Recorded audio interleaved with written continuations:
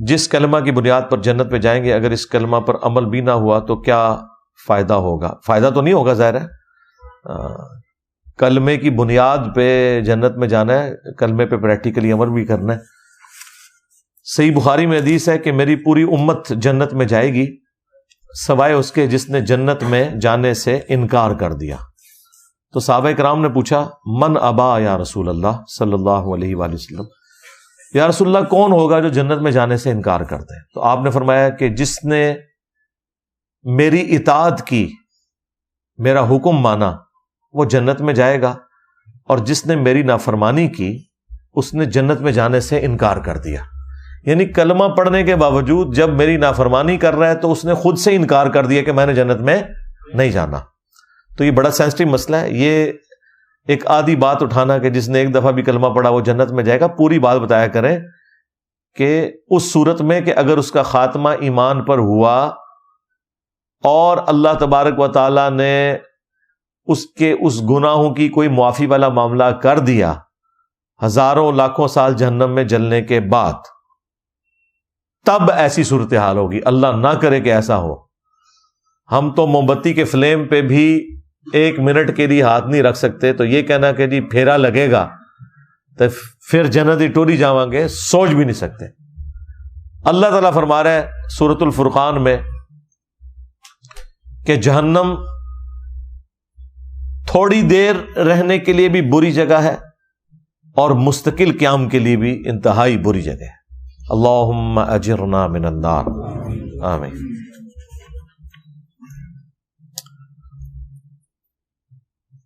سورۃ الاحزاب کی آیت نمبر 72 میں انسان کو ظالم اور جاہل کیوں کہا گیا جبکہ اس نے اللہ کی امانت کو اٹھایا؟ یہ قرآن پاک لٹریچر کی زبان میں بات کرتا ہے، تو بیسیکلی اس کو اگر آپ انگریزی میں ٹرانسلیٹ کریں نا، کہ اللہ تعالیٰ یہ کہنا چاہ رہا ہے کہ انسان نے اس آفر کو انڈر ایسٹیمیٹ کر لیا، کہ اسے اندازہ نہیں تھا کہ یہ کہنا تو آسان ہے کہ جو کچھ بھی ہے تیرے محبوب کی امت میں ہے، غلامی رسول میں موت بھی قبول ہے، لیکن پریکٹیکلی جب قربانی دینے کی باری آئے تو ایسا ہوگا نہیں۔ یہ ان معنوں میں کہا گیا ہے، کیونکہ آپ آگے دیکھیں پھر اللہ تعالیٰ نے فرمایا یہ اس لیے ہوا تاکہ اللہ تعالیٰ اہل ایمان کو جزا دے گا اور کافروں اور منافقین کے لیے عذاب والا معاملہ فرمائے گا۔ تو اللہ تعالیٰ پھر بعد میں انسان کی تعریف بھی تو کر رہا ہے نا، تو لہٰذا ان دونوں چیزوں کو اکٹھا سمجھیں کہ اللہ تعالیٰ نے جو کہا کہ یہ ظالم تھا، جاہل تھا، مراد یہ کہ اسے اندازہ نہیں تھا۔ جاہل سے مراد آپ یہ سمجھ لیں جیسے جس کو کسی چیز کی سنگینی کا علم نہ ہو، اسے کہا جاتا ہے جاہل۔ ظالم اس اعتبار سے کہ خود اس نے اپنے لیے ایک ظلم والا معاملہ کر لیا، کہ اسے پتہ ہی نہیں تھا کہ میں یہ جو کچھ کرنے جا رہا ہوں اس کا اینڈ رزلٹ کیا نکلے گا، اپنے اوپر ظلم خود ہی کر لیا اس نے۔ آفر قبول کی تو اب اسے آفر نبھانی پڑے گی۔ اس کا قطعاً یہ مقصد نہیں تھا کہ اللہ تعالیٰ کے ڈیوائن پلان کے کو خلاف یہ بات ہو گئی ہے، اللہ بھی تو یہی چاہتا تھا۔ سورۃ البقرہ میں آیا کہ میں زمین میں اپنا ایک خلیفہ بھیجنے والا ہوں، تو یہ تو اللہ تعالیٰ نے ڈیسائیڈ کر دیا ہوا تھا کہ زمین میں خلیفہ بھیجنا ہے۔ اس کے لیے کوئی بھی ایک معاملہ ہونا تھا، وہ اللہ تعالیٰ کی حکمت تھی۔ تو یہ ان معنوں میں ہے۔ اور اگر کوئی یہ کہے کہ مجھے تو یاد ہی نہیں ہے کہ میں نے کوئی اللہ تعالیٰ سے اس قسم کا عہد کیا تھا، ہماری انسٹنکٹ کے اندر یہ عہد موجود ہے، اس کو چھوڑ دیں۔ آج بھی کسی انسان کو یہ آفر کی جائے کہ تم نے چند سال کی زندگی خدا کو دینی ہے، پھر ہمیشہ کی زندگی کی کامیابیاں تمہارا مقدر ہوں گی، جس میں نہ تمہیں موت آئے گی، نہ کبھی بدحال ہوگے، نہ کبھی بوڑھے ہوگے، نہ کوئی غم پہنچے گا، حتیٰ کہ جو تم خواہش کرو گے وہ تمہیں ملے گا۔ دنیا میں تو انسان کوشش کر کے لیتا ہے تو اس کے لیے اپنی زندگی گنوا دیتا ہے، اور آخرت میں صرف خواہش کر کے مل جائے گا۔ تو ہر بندہ یہ آفر قبول کرنے کے لیے تیار ہے۔ اگر آپ کو یقین نہیں آتا تو میں آپ کو مثال دے دیتا ہوں۔ اگر کسی شخص کو یہ آفر دی جائے کہ جو شخص لاہور سے لے کر جہلم تک ریل کار میں 3 گھنٹے کا سفر کھڑے ہو کر کرے گا، جہلم پہنچتے ہی اس کی پوری زندگی کا خرچہ گورنمنٹ آف پاکستان اٹھائے گی، اس کے بچوں کا خرچہ، اس کی فیملی کی ساری ضروریات، اس کا مکان، اسکولنگ سب کچھ مرتے دم تک گورنمنٹ کے ذمہ ہے، تو کیا خیال ہے پورا لاہور جیلم نہیں پہنچ جائے گا؟ وہ کہیں گے 3 گھنٹے بس، پھر پوری زندگی کے لیے آسانی۔ آپ ذرا دنیا کی 60 سال کی زندگی کو صرف قیامت کے دن سے کمپیئر کریں تو 3 منٹ بنتا ہے، 50,000 سال کا دن ہے۔ جنت کی تو میں بات ہی نہیں کر رہا، وہ تو مسلم شریف میں حدیث ہے کہ جنت کی زندگی اور دنیا کی زندگی کو کمپیئر کیا جائے تو ایسے ہی ہے جیسے کوئی شخص انگلی ڈبوئے سمندر میں، سمندر کا پانی جو انگلی کے ساتھ لگے گا وہ دنیا کی زندگی ہے، اور سمندر انفینٹ آخرت کی زندگی ہے۔ مسلم شریف میں حدیث نہیں آتی کہ دنیا میں جس شخص نے مفلسی کی زندگی گزاری ہوگی لیکن حلال و حرام کی تمیز کی ہوگی، اللہ کا تابع فرمان رہا، اللہ تعالیٰ قیامت کے دن فرشتوں سے کہے گا ذرا ایک پھیرا اسے جنت کا لگواؤ نا۔ فرشتے اسے لے کے جنت میں جائیں گے، جب واپس آئے گا اللہ تعالیٰ پوچھے گا ہاں بھائی کوئی دنیا میں تکلیف دیکھی؟ وہ کہے گا اللہ تیری عزت کی قسم میں نے دنیا میں کوئی تکلیف نہیں دیکھی۔ جنت کا ایک پھیرا اس کی پوری زندگی کی تکلیف کو ختم کر دے گا کہ اگر مجھے یہ کچھ ملنے والا تھا تو میں نے دنیا میں کوئی تکلیف ہی نہیں دیکھی۔ پھر اللہ تعالیٰ ایک فاسق اور فاجر شخص کو جس نے دنیا میں بڑی عیاشی کی زندگی گزاری، اللہ تعالیٰ کو رسپانس نہیں کیا، دنیا کی ہر آسائش اویلیبل تھی، اللہ تعالیٰ کہے گا ذرا اسے دوزخ کا ایک پھیرا لگواؤ۔ ایک پھیرا لگے گا نا، ادھر تو کہتے ہیں خیر ایک پھیرا ہی لگے گا، ایک پھیرا بھائی وہ کتنا لمبا ہوگا، اس کو تو جسٹ تھوڑی دیر کے لیے جہنم میں لے کے جب فرشتے جائیں گے اور واپس آئے گا تو اللہ تعالیٰ پوچھے گا ہاں بھائی کوئی دنیا میں سکھ دیکھا؟ وہ کہے گا تیری عزت کی قسم میں نے کوئی سکھ نہیں دنیا میں دیکھا، حالانکہ دنیا کی ساری زندگی اس نے سکھی گزاری ہوگی۔ کیوں؟ اسے وہ تکلیف دے کے اپنا وہ سکھ بھی بھول جائے گا کہ گویا وہ تو کچھ بھی نہیں تھا، یہ تو اگر یہ کچھ میرے ساتھ ہونا تھا تو میں نے کوئی سکھ نہیں کاٹا۔ یہ اتنا سینسٹیو ایشو ہے، لیکن ظاہر ہے اللہ تعالیٰ نے چیزوں کو امتحان کے ساتھ جوڑا ہوا ہے، پھر ذہن میں رکھیے گا۔ بخاری اور مسلم دونوں میں حدیث ہے کہ اللہ تعالیٰ نے جنت کو ناگوار چیزوں سے ڈھانپ دیا ہے اور دوزخ کو، جہنم کو خوشگوار چیزوں سے ڈھانپا ہوا ہے۔ وہ پنجابی میں کہتے ہیں کڑگا لگانا، خوشگوار چیز ہوگی آپ اسی کی طرف بھاگیں گے۔ جنت ناگواری کے ساتھ ہے، اس کے ارد گرد ناگوار چیزیں۔ گرمیوں میں فجر کی نماز جماعت سے پڑھنا ناگوار چیز ہے، نیند ہی نہیں پوری ہوتی۔ گرمیوں میں لمبے لمبے روزے رکھنا طبیعت میں ناگوار ہے۔ سردیوں میں ٹھنڈے پانی سے کیا گرم پانی سے بھی وضو کر کے نماز پڑھنا بہرحال ایک ایفرٹ تو ہے، طبیعت پہ ناگوار ہے۔ دنیا میں حلال اور حرام کی تمیز کرنا طبیعت پہ ناگوار ہے، حرام سے بچنا طبیعت پہ ناگوار ہے۔ تو اللہ تعالیٰ نے جنت کو ناگوار چیزوں سے ڈھانپ رکھا ہے اور جہنم کو خوشگوار چیزوں سے، یعنی ہر وہ چیز جو طبیعت کو بڑی اچھی لگتی ہے، آسانی سے مل بھی جاتی ہے اور نفس کی تسکین کا سما بھی ہے، وہ آپ کو جہنم میں لے جائے گی۔ تو دیکھ لیں، اسی کو سپورٹیو حدیث ہے جامعہ ترمذی میں، ابو داؤد کے اندر، سنن نسائی کے اندر، ابن ماجہ کے اندر، کہ جب اللہ تعالیٰ نے جنت کو پیدا کیا تو حضرت جبرائیل سے کہا کہ ایک دفعہ ذرا جنت دیکھ کر آؤ۔ جب وہ دیکھ کے آئے تو اللہ تعالیٰ فرمایا ہاں بھائی جبرائیل کیا دیکھا؟ کہ یا اللہ مجھے نہیں لگتا کوئی شخص بھی ایسا ہوگا جو اپنا تن من دھن سب کچھ نہ لگا دے اس جنت کے حصول کے لیے، یہ تو ساری جنت میں جائیں گے، یہ جگہ ہی بڑی اچھی تو نے بنائی ہے۔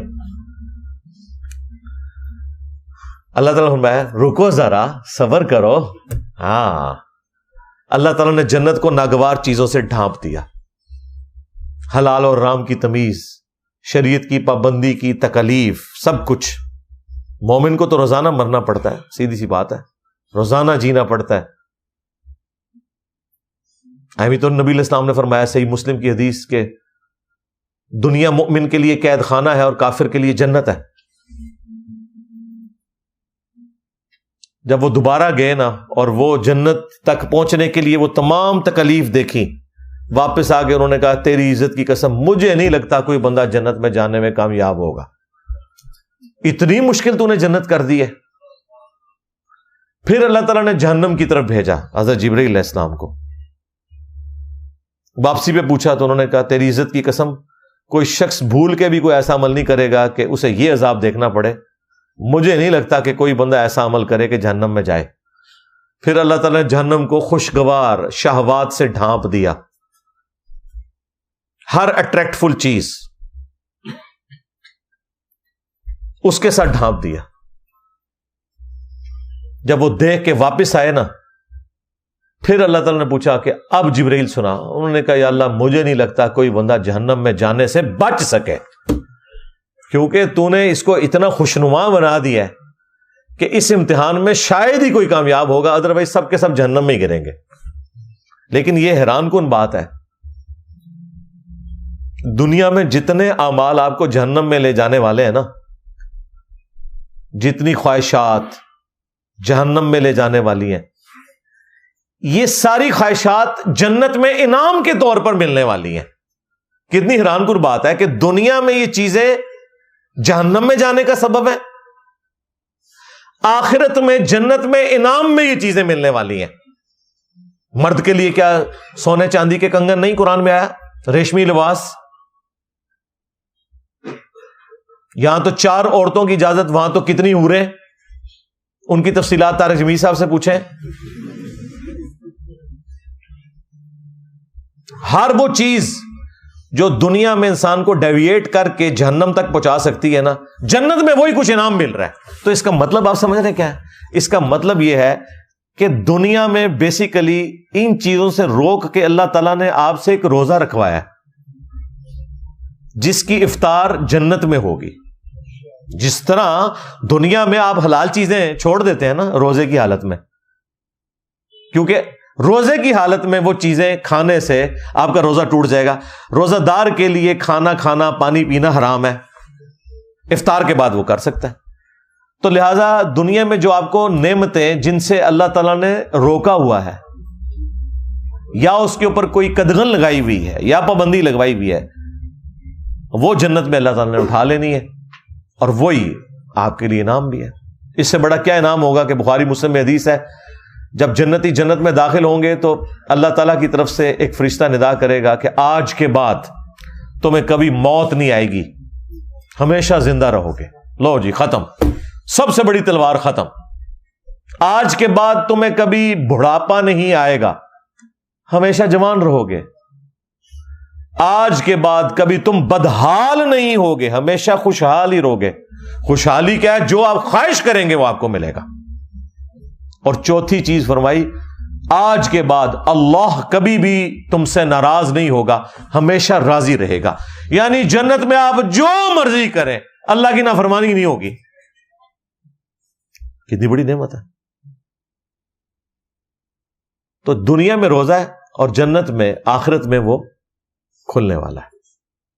ہاں، یہاں جو بندے پابندی کر لیں گے، بخاری مسلم میں حدیث ہے، جنت اور جہنم کے درمیان لا کر موت کو مینڈے کی شکل میں ذبح کر دیا جائے گا۔ اللہ تعالیٰ پھر مبارکباد دے گا جنتیوں کو کہ جاؤ بے فکر ہو جاؤ، میں نے موت ہی ختم کر دی، میری مخلوق تھی نا، ختم کر دی۔ الذی خلق الموت والحیات لیبلوکم ایکم احسن عملا۔ اللہ نے زندگی اور موت کو اس لیے پیدا کیا تاکہ تمہاری جانچ کرے۔ موت اللہ کی مخلوق ہے، اس کو اللہ تعالیٰ ختم کر دے گا۔ جب وہ ختم کر دے گا تو کسی کو موت آئے گی نہیں۔ اور جہنمیوں کو کہا جائے گا کہ جاؤ آپ اپنی بدبختی کے اوپر چیخو پکارو، تمہیں بھی موت نہیں آئے گی، ہمیشہ کے لیے جہنم میں رہو گے۔ ولیعوذ باللہ تعالی۔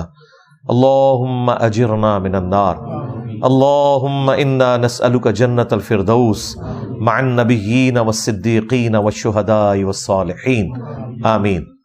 تو انسان تھوڑا سا غور و تفکر کرے تو انسان کو پتہ چل جائے گا کہ کوئی اللہ تعالیٰ نے انسان کے ساتھ ظلم نہیں کیا۔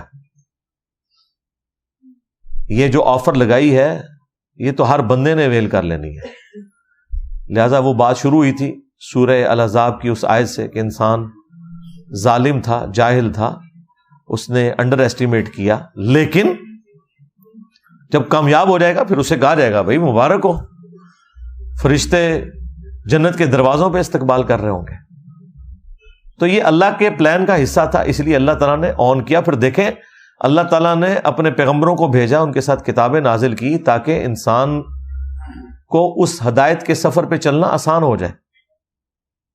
سورہ النساء میں اللہ تعالیٰ نے فرمایا ہم نے انبیاء اور کتابیں اس لیے بھیجی تاکہ قیامت کے دن کوئی اللہ تعالیٰ کے اوپر حجت نہ کر سکے، انبیاء اور کتابوں کے آ جانے کے بعد۔ یعنی حالانکہ اللہ تعالیٰ اس چیز کا پابند نہیں تھا، پھر بھی اس کی شفقت ہے، نور علی نور اس نے کیا ہے۔ ایک ہماری انسٹنکٹ میں اچھائی اور برائی کی تمیز ڈال دی۔ ہر شخص جھوٹ بولنے کو برا اور سچائی کو اچھا سمجھتا ہے، چاہے اس کے پاس نبیوں کی تعلیمات نہ بھی پہنچی ہوں۔ ہاں جب نبیوں کی تعلیمات آ جاتی ہیں وہ نور علی نور، نور کے اوپر نور ہو جاتا ہے، پھر تو ہر چیز کھل کے سامنے آ جاتی ہے۔ اس کے باوجود کوئی شخص جہنم میں چلا جائے تو اس کے اپنے اعمال ہیں، اللہ تعالیٰ نے انسان کے اوپر ظلم نہیں کیا۔ انا ہدیناہ السبیل اما شاکرا و اما کفورا، ہم نے ہدایت کا راستہ واضح کر دیا، چاہو تو شکر گزاری کی روش اختیار کرو اور چاہو تو ناشکری کی، تمہاری اپنی مرضی ہے۔ لیکن اس کا یہ مطلب نہیں ہے کہ جو اللہ نے یہ آفر دیے تو اس کا مطلب ہے کہ اللہ تعالیٰ بے پرواہ ہے اس معاملے میں، جو مرضی کرتے رہو۔ نہیں، اللہ تعالیٰ اپنے تابع فرمان بندوں کو جنت میں پھر بھیجے گا اور جو نافرمان ہے انہیں جہنم میں بھیجے گا۔ یہ کوئی نہیں کہہ سکتا کہ میری تقدیر میرے اوپر غالب آ گئی، نہیں، اللہ تعالیٰ نے بالکل واضح فرما دیا ہے سورہ الزمر کے اندر۔ اور میں تو اس آیت کو سورہ الزمر سورت نمبر 39 کی آیت نمبر 7 ہے، میں اسے کہتا ہوں یہ مسئلہ تقدیر کو حل کرنے والی ہے۔ جو لوگ تقدیر کا سہارا لیتے ہیں نا اپنی برائی کے اوپر پردہ ڈالنے کے لیے، اللہ تعالیٰ کے کھاتے میں ڈال دیتے ہیں، ان کے لیے شرم کا مقام ہے۔ اللہ تعالیٰ نے کس طرح قرآن پاک میں آیات کھول کے بیان کی ہیں۔ سورہ الزمر سورت نمبر 39 آیت نمبر 7، ان تکفروا فإن اللہ غنی عنکم، اگر تم کفر کی روش اختیار کرو گے، ناشکری کرو گے تو جان لو بے شک اللہ تعالیٰ بے پرواہ ہے تم سے۔ یہ نہیں ہوگا کہ تمہاری ناشکری کرنے سے، تمہاری نافرمانی کرنے سے، تمہارے بے نمازی رہنے سے کوئی اللہ تعالیٰ کو نقصان ہو رہا ہے، کوئی اس کی کوئی کوالٹیز میں کوئی نقص آ جائے گا، نہیں۔ وَلَا يَرْضَىٰ لِعِبَادِهِ الْكُفْرَ، لیکن یاد رکھنا اللہ اپنے بندوں سے کفر کے لیے راضی نہیں ہے۔ اگرچہ اس نے کھلی چھٹی دی ہوئی ہے، وہ تو بے پرواہ ہے لیکن راضی نہیں ہوگا۔ وَإِن تَشْكُرُوا يَرْضَهُ لَكُمْ، اور اگر تم شکر گزاری کی روش اختیار کرو گے پھر ہی وہ تم سے راضی ہوگا، اسی میں وہ تم سے راضی ہے۔ لہذا یہ جو ہم کہتے ہیں نا اللہ کو کوئی پرواہ نہیں ہے، مراد یہ نہیں کہ جو مرضی کرتے رہو، مراد یہ کہ اللہ کو فرق نہیں پڑے گا لیکن تسی مارے گئے، کہتے ہیں جی اللہ نو ساڑیاں نمازاں چاہیے، بھائی اللہ کو نہیں چاہیے، تمہیں چاہیے نمازیں۔ اللہ نے تو کہہ دیا مجھے فرق نہیں پڑتا، لیکن تو گیا اگر تو میرا نافرمان ہوا۔ اور اس سے یہ بات بھی کلیئر ہوئی کہ جو یہ اکثر جملہ بولا جاتا ہے نا کہ دنیا میں جتنے بھی کام ہو رہے ہیں یہ اللہ کی مرضی سے ہو رہے ہیں، یہ بالکل غلط جملہ ہے۔ دنیا میں سارے کام اللہ کی مرضی سے نہیں ہو رہے۔ کیا شرک، کفر، بدکاری اللہ کی مرضی سے ہو رہی ہے؟ نہیں، اللہ کی مرضی تو اللہ نے کہہ دی ہے کہ میری مرضی کیا ہے، وَلَا يَرْضَىٰ لِعِبَادِهِ الْكُفْرَ، میں ناشکری کی روش اپنے بندوں کے لیے پسند نہیں کرتا، میری کوئی مرضی نہیں اس میں، اللہ کی اجازت سے سب کچھ ہو رہا ہے، پکڑے گا نہیں۔ جس نے اذان کی آواز میں مسجد میں جانا ہے جائے، جس نے نہیں جانا اس کے پاؤں زمین میں نہیں دھسیں گے، اجازت ہے، جو مرضی کرو، لیکن آخرت میں پکڑ لے گا۔ مرضی یہ نہیں ہے کہ جو مرضی کرو، مرضی یہی ہے کہ پیغمبروں کی پیروی کرو، کتابوں کے پیچھے چلو۔ وَإِن تَشْكُرُوا يَرْضَهُ لَكُمْ، اور اگر شکر گزاری کی روش اختیار کرو گے تو اللہ تعالیٰ اپنے بندوں سے یہی پسند کرتا ہے۔ وَلَا تَزِرُ وَازِرَةٌ وِزْرَ أُخْرَىٰ، اور جان لو کہ کوئی جان دوسری جان کا بوجھ قیامت کے دن نہیں اٹھائے گی۔ تم لاکھ کہتے رہو کہ عبد القادر جیلانی ہمیں جنت میں لے جائیں گے، سرکار ایسا ہو ہی نہیں سکتا۔ جب نبی الاسلام اپنی بیٹی خاتون جنت کے بارے میں یہ کہہ رہے ہیں نا کہ میری بیٹی فاطمہ میرے مال سے جو لینا ہے لے لے، اگر اللہ کے حضور پکڑی گئی تو میں تیرے کچھ کام نہیں آؤں گا۔ اگر سیدہ فاطمہ کا یہ سٹیٹس ہے تو بابد شاہی کوئی نہیں، ہاں فاطمہ کے جیسا ہے ہی کوئی نہیں، تیرا بابا تے شاہی کوئی نہیں۔ بابے کا نام نہیں لیتے، ہو سکتا ہے بابے نے بیچارے نے نہ کہا ہو، یہ بھی ہو سکتا ہے نا، کہا ہوا تو پھنس جائے گا، نہ کہا ہوا تو بچ جائے گا. ہمیں تو کسی بابے سے کوئی انٹرسٹ نہیں. ثم الی ربکم مرجعکم، اس کے بعد تمہیں لوٹ کر اپنے رب کے پاس جانا ہے. فینبئکم بما کنتم تعملون، تو وہ تمہیں پھر خبر دے دے گا جو کچھ تم دنیا میں کیا کرتے تھے. انہ علیم بذات الصدور، بے شک وہ تو سینوں کے چھپے ہوئے رازوں کا بھی جاننے والا ہے. اللہم حاسبنا حسابا یسیرا، آمین. گرفت پہ آ جائے تو وہ سورہ المومن میں آئے کہ وہ آنکھوں کی خیانت کو بھی جانتا ہے. آنکھ سے بھی کسی نے کوئی خیانت کی ہے، بدنگاہی کی ہے، یا اس کے ذریعے کسی کو نقصان پہنچانے کی کوشش کی ہے، وہ اللہ تعالیٰ اس کو بھی جاننے والا ہے. والعیاذ باللہ تعالی. تو یہ معاملہ بالکل کلیئر ہے. پھر ایک اور آیت ہے مسئلہ تقدیر کے حوالے سے، وہ بھی کمال ہے، سورہ طٰہٰ. اس میں اللہ تعالیٰ نے اینڈ پہ جا کے اس حوالے سے عقیدہ کلیئر کیا ہے. جو ان لوگوں کا یہ وتیرہ بن چکا ہے نا کہ ہر چیز تقدیر کے اوپر ڈالتے ہیں، وہ اللہ تعالیٰ نے سٹیٹس کلیئر کر دیا ہے. اور کہتے نہیں ہماری تو قسمت تھی، ہم بدبخت نکلے. اللہ نے بتایا کہ بدبخت کون ہے. بدبخت وہ نہیں ہے جو اپنی مرضی سے اللہ رسول کا راستہ اختیار کرتا ہے. بدبخت وہ ہے جو اپنی مرضی سے اللہ اور اس کے رسول کی نافرمانی کرتا ہے اور پھر وہ بدبختی کا مستحق ہو جاتا ہے. تو یہ ہے آیت نمبر 123 قصہ آدم اور ابلیس کے کانٹیکسٹ میں. قَالَ اهْبِطَا مِنْهَا جَمِيعًا، اللہ تعالیٰ نے آدم اور حوا سے فرمایا ہے کہ تم اب سب کے سب زمین پر اتر جاؤ. سب کے سب سے مراد ہے کہ تم بھی اور تمہاری اولاد جو ہونے والی ہے. بعضکم لبعض عدو، تم میں سے بعض کا دشمن ہوگا. ظاہر ہے شیاطین بھی دشمن، انسان بھی انسانوں کے دشمن، یہ سارا معاملہ چلے گا. لیکن ایک بات یاد رکھنا، فَإِمَّا يَأْتِيَنَّكُم مِّنِّي هُدًى، اب جب کبھی بھی میری طرف سے کوئی ہدایت کی کتاب آئے گی نا تمہاری طرف، فَمَنِ اتَّبَعَ هُدَايَ، تو جو کوئی بھی پھر ہدایت کی کتاب کی پیروی کرے گا، فَلَا يَضِلُّ وَلَا يَشْقَى، تو نہ وہ کبھی گمراہ ہوگا اور نہ بدبخت ہوگا. یہ دیکھ لیں، اللہ تعالیٰ فرما رہا ہے جو کتابوں کی انبیاء کی پیروی کرے گا نہ وہ بدبخت ہوگا نہ گمراہ ہوگا. اس کو وائس ورثہ کر لیں، جو اپنی مرضی سے کتابوں کا انبیاء کا نافرمان ہوگا وہ خود بدبختی کمائے گا، وہ خود گمراہ ہو رہا ہوگا. تو یہ ویسے ہی لوگ آ کے بڑے بولے بن کے پوچھ رہے ہوتے ہیں نا ہم سے، او جی اگر ہماری تقدیر میں پہلے ہی لکھا ہوا ہے، تیری تقدیر واقعی لکھی ہے بدبختہ. ہاں آج اگر گورنمنٹ اناؤنسمنٹ کرے نا کہ فجر کی نماز جو جماعت سے پڑھے گا، فی فجر کی نماز $1000 دیے جائیں گے اسے، سب تو بڑا بدبخت لے آؤ، وہ بھی بدبخت نہیں ہوئے گا. اپنی مرضی سے سب کچھ کر رہا ہوتا ہے انسان، خام خواہ وہ تقدیر کا سہارا لے رہا ہوتا ہے اپنے آپ کو سیٹسفائی کرنے کے لیے، کبوتر کی طرح آنکھیں بند کر لیتا ہے. ایسا بالکل نہیں ہوتا، ایسا تو نہیں ہوتا، ایسا تو نہیں ہوتا. یہ پتا ہوتا ہے کہ ایسا نہیں ہوتا. اپنے دنیاوی معاملات کے اندر کوئی شخص بھی تقدیر کے اوپر معاملات کو نہیں ڈالتا. جیسے ہی دین پہ چلنے کی باری آتی ہے تو کبھی تقدیر غالب آ جاتی ہے، کبھی کوئی اور مسئلہ غالب آ جاتا ہے، پھر کہتے ہیں دعا کرو جی اللہ تعالیٰ توفیق دے. بے توفیق کیا، تم تو توفیق ملنی نہیں. کوشش کرو پھر دعا کوئی فائدہ دے گی. ادروائز اگر کوئی شخص خود بدبختی پہ اترا ہوا ہے، اسے تو پیغمبر کی دعا کوئی نفع نہیں دے سکتی اگر کوئی شخص خود سویا ہوا ہے. ہاں انک لا تہدی من احببت ولکن اللہ یہدی من یشاء، اے نبی جس سے تم محبت کرتے ہو تم اسے ہدایت نہیں دے سکتے. اللہ جسے چاہتا ہے ہدایت دیتا ہے، اور اسے بہتر پتہ ہے کس کو ہدایت دینی ہے. کس کو دینی ہے؟ والذین جاہدوا فینا لنہدینہم سبلنا، جو لوگ ہماری راہ میں کوشش کرتے ہیں ہم ان کے لیے اپنی راہیں کھول دیتے ہیں. جو بدبختی پہ اترا ہوا ہے بھائی، اس کو قرآن و سنت سے کیا لینا دینا. جو سیریس ہوگا وہ پہنچ جائے گا. مولا علی علیہ السلام کہتے ہیں کہ ایک دن میں نے رسول اللہ سے پوچھا، صحیح بخاری مسلم دونوں میں حدیث ہے، اور یہ مسئلہ تقدیر کے حوالے سے بڑی اسٹانشنگ حدیث ہے کہ یا رسول اللہ اگر اللہ کی تقدیر میں جنتیوں کا جنت میں جانا، جہنمیوں کا جہنم میں جانا لکھ ہی دیا گیا ہے تو پھر ہم عمل کیوں کرتے ہیں؟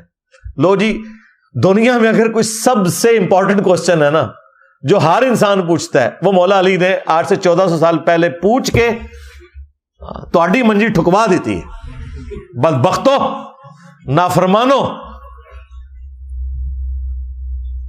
اب کھل کے سوال کیا، اچھا حضور نے اب جو جواب دیا وہ کمال ہے، ویل لیفٹ بھی کیا ہے اور جواب بھی دیا ہے بڑے احسن انداز میں۔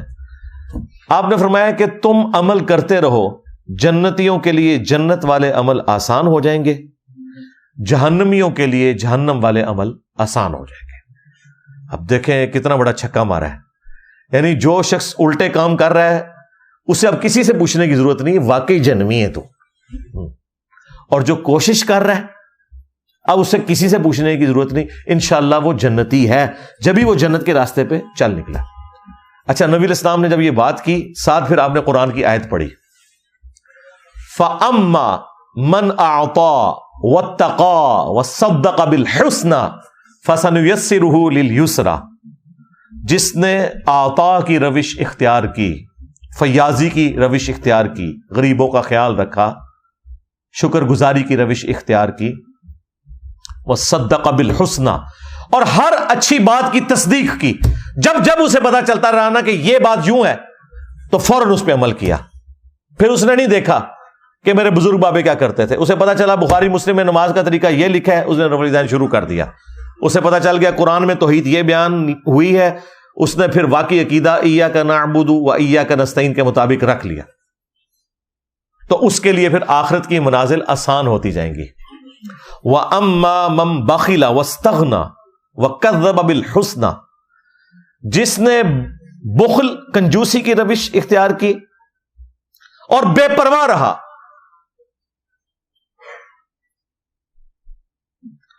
اور جو اچھی بات تھی اس کا انکار کرتا رہا، تو اس کے لیے پھر اب آنے والی منازل مشکل ہوتی چلی جائیں گی۔ یہ حدیث بخاری اور مسلم کی مسئلہ تقدیر کو بالکل حل کرتی ہے، لہذا کبوتر کی طرح آنکھیں بند کرنا بند کر دو۔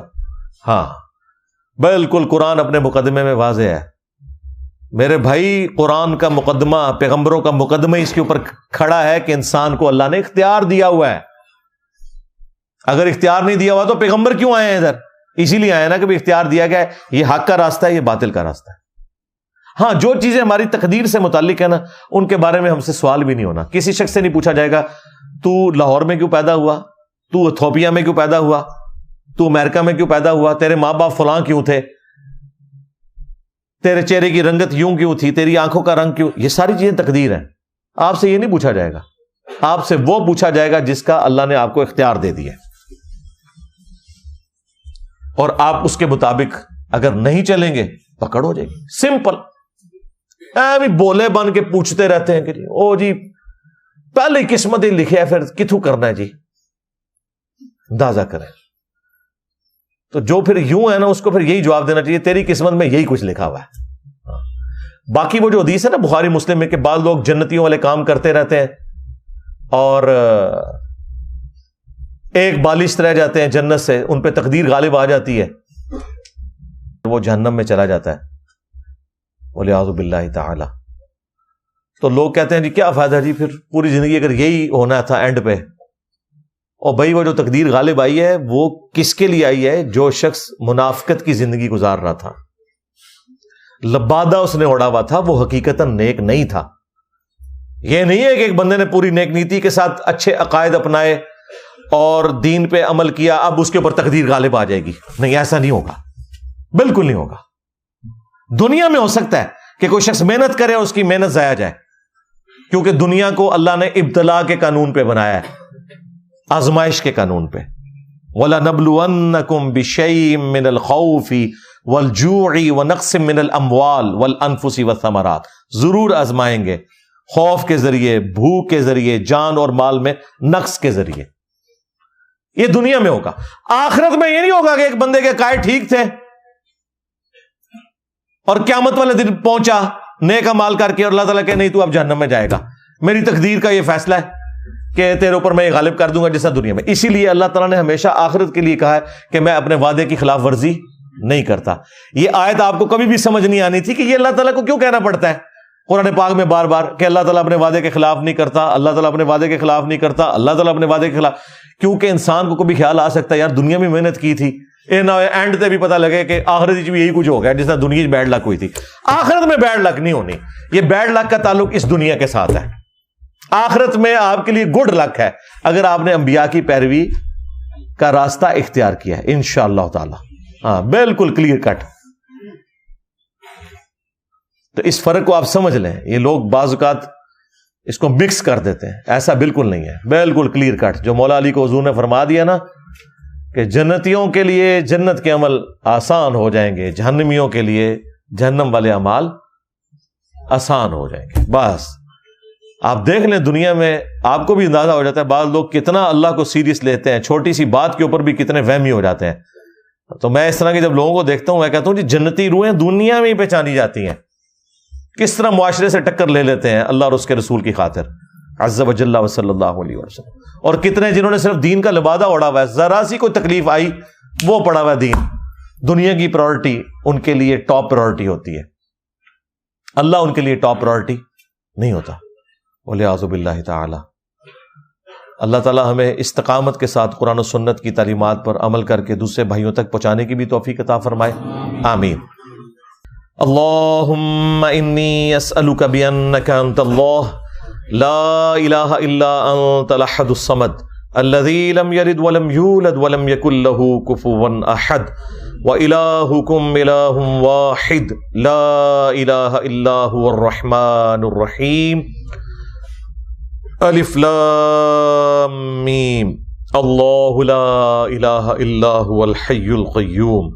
اللہم صلی علی محمد وعلی آل محمد. ربنا آتنا فی الدنیا حسنہ وفی الآخرۃ حسنۃ وقنا عذاب النار. اللہم احسن عاقبتنا فی الامور کلہا واجرنا من خزی الدنیا وعذاب الآخرہ. ربنا آتنا من لدنک رحمۃ وہیئ لنا من امرنا رشدا. اللہم اغفر لحینا ومیتنا وشاہدنا وغائبنا وصغیرنا وکبیرنا وذکرنا وانثانا. اللہم من احییتہ منا فاحیہ علی الاسلام ومن توفیتہ منا فتوفہ علی الایمان. اے اللہ جن جن بھلائیوں کا سوال تیرے محبوب صلی اللہ علیہ وآلہ وسلم نے تجھ سے کیا، ہمارے حق میں، ہمارے ماں باپ کے حق میں، ہمارے بیوی بچوں کے حق میں، پوری امت کے حق میں قبول و منظور فرما. جن جن چیزوں کے شر سے تیرے محبوب صلی اللہ علیہ وآلہ وسلم نے تیری پناہ طلب کی، تمام مسلمانوں کو ان چیزوں کے شر سے اپنی پناہ عطا فرما.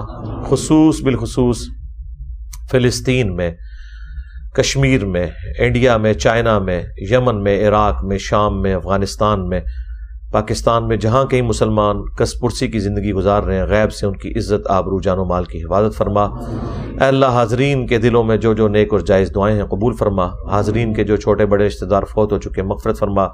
جو بیمار ہیں انہیں شفاء کلی عطا فرما. اے اللہ یہ تمام دعائیں تمام مسلمانوں کے حق میں قبول و منظور فرما. ہمارے ملک پاکستان کی خیر فرما. پاکستان کو اندرونی اور بیرونی خطرات سے محفوظ فرما. پورے عالم اسلام کی خیر فرما.